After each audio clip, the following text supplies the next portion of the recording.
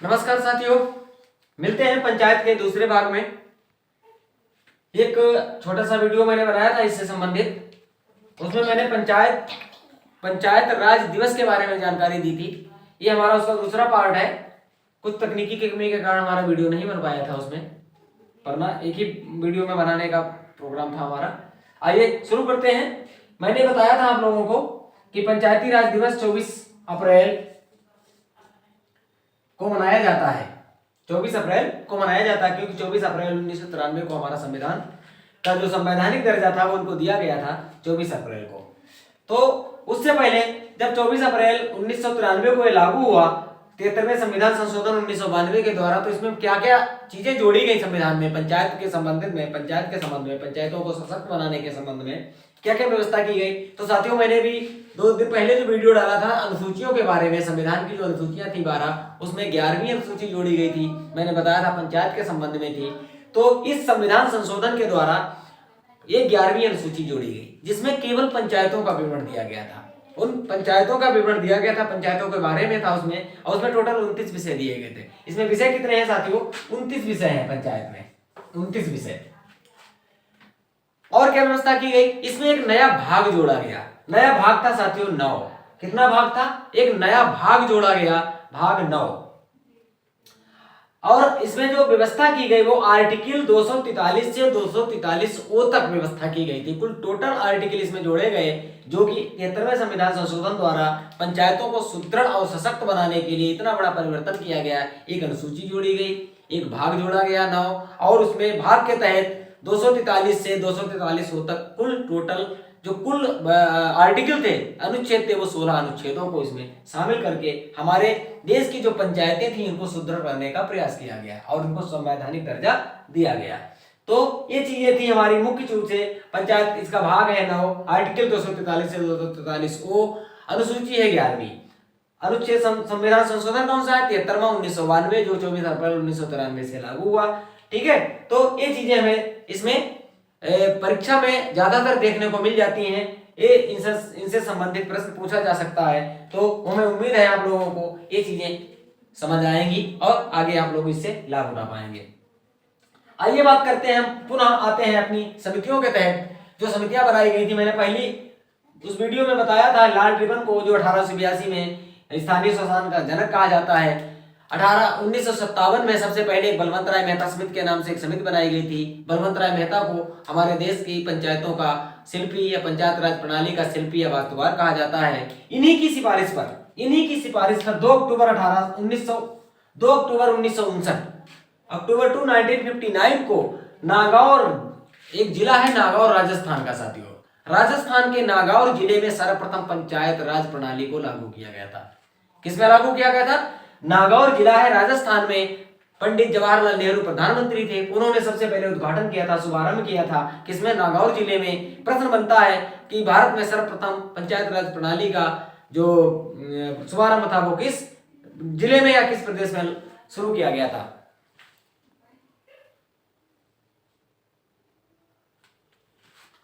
तो साथियों, ये नागौर जिला था राजस्थान का, जवाहरलाल नेहरू के द्वारा इसमें शुभारंभ किया गया था। और इस पंचायत प्रणाली को लागू करने वाला दूसरा प्रदेश जो था हमारे भारत का, वो आंध्र प्रदेश था।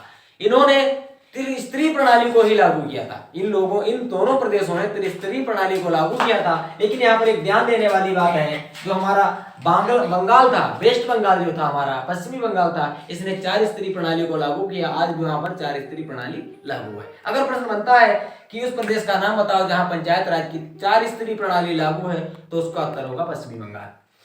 इन्होंने और क्या किया था? अपनी अपनी जो सिफारिशें थी इनकी क्या थी? बलवंत राय मेहता समिति जो 1957 में बनी थी, तो इन्होंने लोकतांत्रिक विकेंद्रीकरण की सिफारिश की थी। ये लोकतांत्रिक विकेंद्रीकरण के संबंध में बात की थी। इनको शिल्पकार, वास्तुकार या शिल्पी कहा जाता है। और सबसे बड़ी बात यह थी कि इन्होंने पंचायत की त्रिस्तरीय प्रणाली की जो सिफारिश की थी। इसीलिए इन्हीं की सिफारिश के आधार पर त्रिस्तरीय प्रणाली राजस्थान, उसके बाद आंध्र प्रदेश में लागू की गई थी। 2 अक्टूबर साथियों, उसी समय, उससे पहले मैं यहाँ पे बताना चाहूंगा, एक सामुदायिक विकास कार्यक्रम हमारे देश में चलता था, वो 2 अक्टूबर 1952 में लागू किया गया था। सामुदायिक विकास कार्यक्रम पंचायतों से ही संबंधित था और इसको 2 अक्टूबर 1952 को लागू किया गया था हमारे देश में। तो ये एक समिति हो गई बलवंत राय मेहता समिति। अब हम आगे बात करते हैं, दूसरी समिति बनाई गई थी अशोक मेहता समिति के नाम से। दूसरी समिति अशोक मेहता। साथियों, समितियां याद करना इसलिए जरूरी है कि परीक्षा में समितियों का जो विवरण है वो मैचिंग करने के लिए दे देते हैं। एक तरफ सन लिख देते हैं, एक तरफ वर्ष दे देंगे, एक तरफ समिति दे देंगे, कौन सी समिति कब गठन की गई थी या किस समिति ने कौन सी सिफारिश दी थी, इसलिए हमें इसको ध्यान रखना अति आवश्यक है। तो अशोक मेहता समिति 1977 में जनता पार्टी सरकार द्वारा जब इंदिरा गांधी की सरकार गिर गई थी, उसके बाद हमारे देश में जनता पार्टी की सरकार बनी थी, तो उन्होंने एक समिति गठन की थी पंचायतों को सुदृढ़ करने के लिए। संवैधानिक दर्जा तो 1992-93 में मिला है, लेकिन उससे पहले कोशिश चल रही थी। अशोक मेहता समिति बनी थी 1977 में जनता पार्टी सरकार द्वारा। इन्होंने भी कोशिश की कि किस तरीके से हम पंचायतों को सशक्त बनाएं। उसके बाद तीसरी जो समिति बनाई गई थी जीवी के राव समिति। जीवी के राव समिति 1985 में बनाई गई साथियों, और ये योजना आयोग की एक समिति थी। इसने पंचायतों को अपनी सिफारिश में बिना जड़ की घास कहा था। अगर तुमसे पूछे बिना जड़ की घास किस समिति ने परिभाषित किया था पंचायत समितियों को, तो वो थी जीवी के राव समिति। ये 1985 में योजना आयोग के द्वारा बनाई गई थी। चौथी समिति साथियों आगे बनती है एमएल सिंघवी समिति। ये 1986 में राजीव गांधी सरकार द्वारा बनाई गई थी। 1985 में राजीव गांधी की सरकार थी, उन्होंने एमएल सिंघवी की अध्यक्षता में एक समिति बनाई, ठीक है, 1986 में। इसने सबसे पहले एक काम किया था, पंचायत समितियों को संवैधानिक मान्यता देने की सिफारिश की थी। सबसे पहले संवैधानिक मान्यता देने की सिफारिश एमएल सिंघवी समिति ने की थी, और इसमें उन्होंने ये भी कहा था कि इसमें एक अध्याय जोड़ा जाए, संविधान में एक नया अध्याय जोड़ा जाए, जैसे भाग 9 जोड़ा गया है, एक भाग जोड़ा जाए, इन्होंने सिफारिश की थी। और हालांकि और भी सिफारिशें थी, लेकिन परीक्षा दृष्टि से बहुत ज्यादा महत्वपूर्ण नहीं है। हमारी मुख्य चीज देखनी है कि हमारी परीक्षा में क्या क्या पूछा जाता है। आगे हम बात करेंगे, अगली समिति बनाई जाती है साथियों थुंगन समिति। ये थुंगन समिति 5वीं समिति है हमारे देश की, जो सन 1988 में, एमएल सिंघवी 1986 में बनाई गई थी, और थुंगन समिति 1988 में। याद रखिएगा, हो सकता है इसमें स्पष्ट दिखाई ना दे रहा हो, लेकिन जो हम बोल रहे हैं इसको अगर आप सुन लेंगे, उससे नोट कर लेंगे तो बहुत काम आएगा। थुंगन समिति अगले 2 साल के बाद 1988 में बनाई गई थी। इसने भी एक बहुत बड़ी सिफारिश की थी, वो थी इन्हीं की तरह संवैधानिक मान्यता देने की बात की थी, और पंचायतों का कार्यकाल 5 वर्ष करने की भी इन्होंने सिफारिश की थी। फिर आगे क्या होता, अगली समिति बनती है गाडगिल समिति साथियों। छठी समिति हमारे देश में बनाई गई थी गाडगिल समिति। इसको 1988 में ही गठन किया गया था। गाडगिल के अध्यक्षता में 1988 में दूसरी समिति बनती है। इन्होंने भी संवैधानिक मान्यता की बात की, और साथ में त्रिस्तरीय पंचायत व्यवस्था की बात की थी, जो कि बलवंत राय मेहता द्वारा पहले ही कही जा चुकी थी। इन्होंने भी त्रिस्तरीय पंचायत राज व्यवस्था की सिफारिश की थी। तो ये तो हो गई समितियां, इनका क्रम याद रखना है, इनका सन याद रखना है साथियों। अगर आप पढ़ लेंगे कि बलवंत राय मेहता समिति 1957, अशोक मेहता समिति 1970, जीके राव 1985, एमएल सिंघवी समिति 1986, थुंगा समिति 1988 और गाडगिल समिति 1988। तो एक प्रश्न पक्का मैं वादा करता हूं परीक्षा में एक प्रश्न आपको जरूर मिलेगा। और मैंने ये भी बता दिया है कि किस समिति ने क्या सिफारिश की थी। तो ये समितियों के बारे में बात हो गई। अब हम छोटी सी संक्षेप में बात कर लेते हैं, जो हमारे संविधान में अनुच्छेद दिए गए हैं उनमें खास क्या है। खास अनुच्छेदों के बारे में केवल बात करेंगे, संक्षेप में बात करेंगे। तो साथियों, इसमें आर्टिकल मैंने आपको बताया था कि टोटल 16 आर्टिकल्स की बात की गई। इसमें 16 आर्टिकल का विवरण दिया गया है, लेकिन मैंने यहाँ पे खास अनुच्छेदों को लिया है, जैसे आर्टिकल। और यहाँ जो है ग्राम सभा का जो विवरण है साथियों, वो किसमें दिया गया है, वो 243A में दिया गया है। ग्राम सभा का विवरण 243A। चुनाव के बारे में, पंचायतों के चुनाव के बारे में 243K में बात की गई है। आरक्षण जो है पंचायतों में, वो 243D में बात की गई है। कार्यकाल पंचायतों का कितना होना चाहिए, उसके बारे में विस्तृत जानकारी 243 में दी गई है। यहाँ पे बताना चाहेंगे, पंचायत का कार्यकाल साथियों 5 वर्ष होता है। कितना कार्यकाल होता है? 5 वर्ष होता है, ठीक है। उसके बाद इसी में एक और वित्त आयोग का गठन किया जाता है साथियों। हमारे वित्त आयोग, तो कहते हैं 5वें वित्त आयोग, 11वें वित्त आयोग के बारे में सिफारिशें, 14वें वित्त आयोग की सिफारिशें लागू हैं। तो ये वित्त आयोग का गठन जो है पंचायतों के बारे में ही गठन किया जाता है, उनको सुदृढ़ करने के लिए। तो इसकी जो है उनका आर्टिकल है 243I। ये यहाँ पे बताना चाहूंगा, वित्त आयोग एक संवैधानिक निकाय है। इसका गठन राज्यपाल करता है। कौन करता है? राज्यपाल करता है साथियों। एक संवैधानिक निकाय है, एक पंचायतों के लिए काम करता है, पंचायतों के संबंध में सुदृढ़ करने के लिए सिफारिशें राज्यपाल को देता है।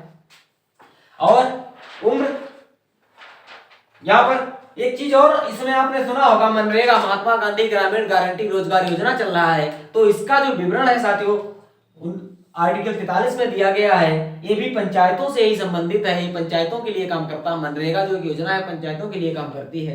इसका आर्टिकल जो है 43 में मनरेगा का अगर प्रश्न आता है, मनरेगा का विवरण किस अनुच्छेद के तहत गठन किया गया है, मनरेगा योजना जो है वो किस अनुच्छेद के तहत काम करती है पंचायतों में, तो वो अनुच्छेद 43 के तहत काम करती है।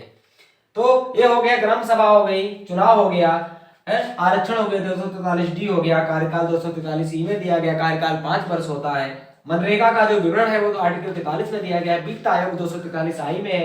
इसका गठन राज्यपाल करता है और एक संवैधानिक निकाय है। अब यहाँ पे प्रश्न ये उठता है साथियों, चुनाव लड़ने के लिए उम्र कितनी होनी चाहिए? दो प्रश्न है यहाँ पर, एक तो चुनाव लड़ने के लिए और एक है वोट के लिए। चुनाव और वोट यानी मतदान। तो साथियों हमारे देश में वोट की जो मतदान की उम्र है, वो वोट बनवाने की उम्र है वो साथियों 18 साल है। और इसमें पंचायत में चुनाव लड़ने की उम्र जो है वो 21 वर्ष है। कितनी है? 21 वर्ष से नीचे का कैंडिडेट या जो भी बंदा होगा वो चुनाव नहीं लड़ सकता है। लेकिन वोट डालने, वोट बनवाने की उम्र जो है वो 18 वर्ष है। और यहाँ पर एक चीज आप लोगों को पता होगा, हमारे देश में पंचायतों में नहीं, अन्य चुनाव में, चाहे लोकसभा का हो, विधानसभा का हो, जब कोई भंग हो जाती है, मान लिया विधानसभा या राज्यसभा, लोकसभा या पंचायत भी भंग हो गया, हम पंचायत की बात कर रहे हैं, तो पंचायत अगर भंग हो जाती है बीच में और उसका कार्यकाल पूरा नहीं होता है, तो साथियों उसका जो चुनाव है, मान लिया अगर चुनाव 3 साल चला, कार्यकाल 3 साल किसी पंचायत का चला और वो तीसरे साल भंग हो गई, बाई चांस विघटित हो गई, तो इसका 6 माह के अंदर चुनाव जरूरी है। कितने माह? 6 माह के अंदर। 6 माह के अंदर चुनाव करना अति आवश्यक है, क्योंकि अगर उसका समय बाकी है, अगर समय पूरा हो गया तो अपने समय पर, नियत समय पर चुनाव होगा। हालांकि ये लोकसभा और विधानसभा में भी लागू है, 6 माह के अंदर चुनाव कराना अनिवार्य है। तो इसमें मुख्य चीजें जो थी मैंने आपको बताने का प्रयास किया है। ये दूसरा भाग है, आप लोग दोनों भाग देखेंगे, पहला और दूसरा भाग। पहला भाग असल में कुछ तकनीकी कमी के कारण वीडियो पूरा नहीं हो पाया था, इसलिए मुझे दूसरा भाग बनाना पड़ा। तो इसके अनुच्छेद और इसका संवैधानिक संशोधन और पंचायत दिवस कब मनाते हैं, इस बारे में मैंने विस्तार से बताने का प्रयास किया है। आप उम्मीद है आप लोगों को इससे फायदा जरूर होगा। अतः आप लोगों से निवेदन है कि हमारे इस वीडियो को लाइक, कमेंट, शेयर करना ना भूलें। और जिन साथियों ने चैनल को सब्सक्राइब नहीं किया, आप सभी से निवेदन है कि हमारा चैनल जरूर सब्सक्राइब कर दीजिए। अगर इसमें कोई कमी है तो आप बेहिचक मेरी कमी जरूर लिखिए, जिससे हम आगे सुधार कर सके।